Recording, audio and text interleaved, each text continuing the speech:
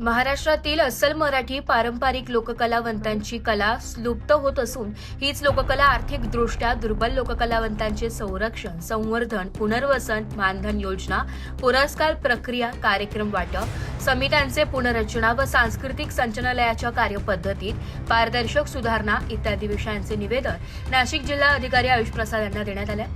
प्रधान सचिव सांस्कृतिक कार्य विभाग सांस्कृतिक संचालनालय महाराष्ट्र राज्य विभागास विसर पडला असून यामध्ये महाराष्ट्राचे लोकसंस्कृती ही संत परंपरा, शाहिरी तमाशा, पारंपरिक लावणी, वगनाट्य, भारुड गोंधळ, पोवाडा, भजन, कीर्तन, गोंधळी, वासुदेव बहुरूपी अशा विविध लोककलांनी समृद्ध असून या लोककला आजपर्यंत जिवंत राहिल्या। त्या केवळ अत्यंत हलाखीची परिस्थितीही आपल्या पोटाला चिमटा घेऊन घरावर तुळशीपत्र ठेवून पिढ्यानपिढ्या हा वारसा जपणारा अस्सल कलावंतामुळे महाराष्ट्र राज्य सांस्कृतिक कार्य विभाग सांस्कृतिक संचालनालय या दुर्बल घटकातील लोककलावंतांकडे स्वतःचे घर नाही, नियमित उत्पन्न नाही, आरोग्य सुविधा नाही, सामाजिक सुरक्षा नाही, शासनाच्या योजनांचा लाभ मिळत नाही आणि सांस्कृतिक संचालनालयाच्या अनेक योजना, कार्यक्रम, पुरस्कार व आर्थिक लाभांपासून हे कलावंत वंचित असून ही परिस्थिती बदलण्यासाठी महाराष्ट्र मातंग समाज, सामाजिक संघटना, महाराष्ट्र नाशिक यांच्या मार्गदर्शनाखाली समस्त महाराष्ट्रातील मराठी शायरी व मराठी लोककलावंत परिषदेतर्फे नाशिक जिल्हाधिकारी यांना निवेदन देण्यात आले। त्याप्रसंगी विश्वास कांबळे अध्यक्ष, नंदा पुणेकर, नंदा गोरे, अंजली नाशिककर, राधाबाई नाशिककर, पल्लवी नाशिककर, बंडू कदम, हिरामन वाघ, दगडू सांबरे, रामदास आवारी, मुरलीधर कडबाणे, माजी कडबाणे, दिनकर घोरपडे, तानाजी जगताप, बंडू भाले, सोमनाथ कोरडे, दादाराव घाटे, अनाजी कातोरे, सुनीता लचके यांच्यासह जिल्ह्यातील मराठी शायरी व मराठी लोककलावंत आणि समस्त मातंग समाजाच्या सामाजिक संघटनातील पदाधिकारी आणि सदस्य मोठ्या संख्येने उपस्थित होते।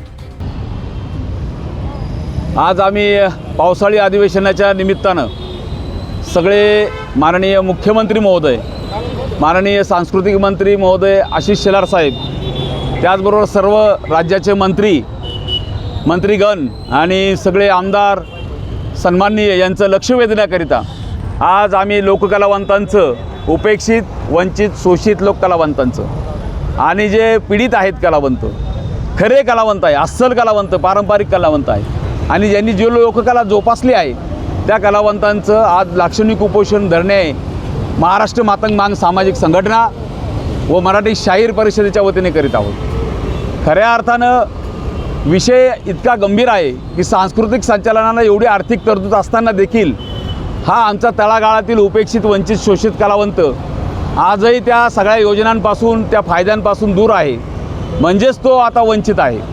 आणि सांस्कृतिक संचालनामध्ये जी मक्तेदारी तयार झालेली आहे ती तातडीने थांबवली गेली पाहिजे।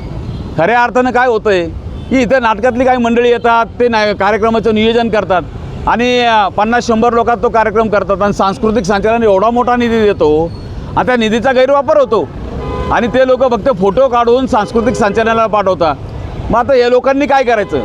हे जे लोककलावंत बसले तेवढे यांनी काय करायचं? जिल्ह्यातील, राज्यातील लोककलावंतांनी उपाशी राहायचं का? म्हणजे हे सांस्कृतिक संचालन स्थापन झालं आहे हे कलावंतांसाठी स्थापन झालं आहे आणि लोककलावंत अतिशय उपेक्षित राहिलेलं आहे। त्यांना आधार कार्डप्रमाणे ओळखपत्र सांस्कृतिक संचालनाकडनं मिळालं पाहिजे, त्याचबरोबर त्यांना घरं मोफत मिळाली पाहिजे।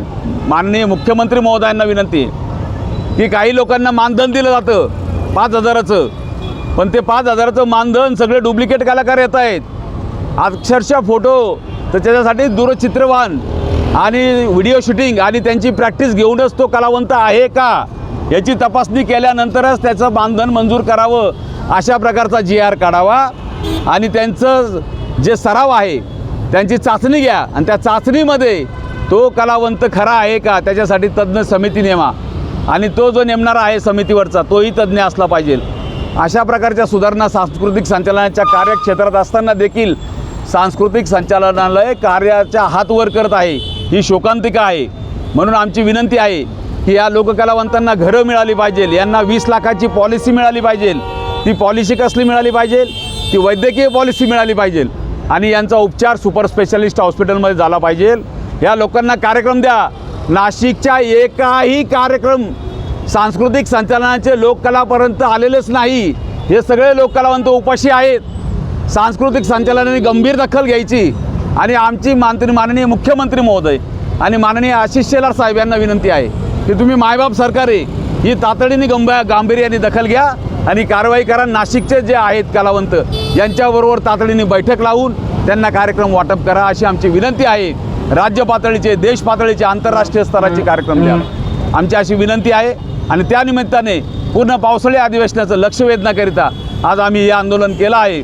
या आंदोलनाच्या लाक्षणिक उपोषणाच्या विषयाने या कलाकारांच्या वेदना आम्ही सरकारपर्यंत पोहोचवण्यासाठी केला आहे. आणि दुसरा विषय असा आहे की मातंग समाजाला आरक्षण मिळालं पाहिजे उपवर्गीकरणात, तोही माननीय मुख्यमंत्र्यांनी तातडीने मंजूर करावं.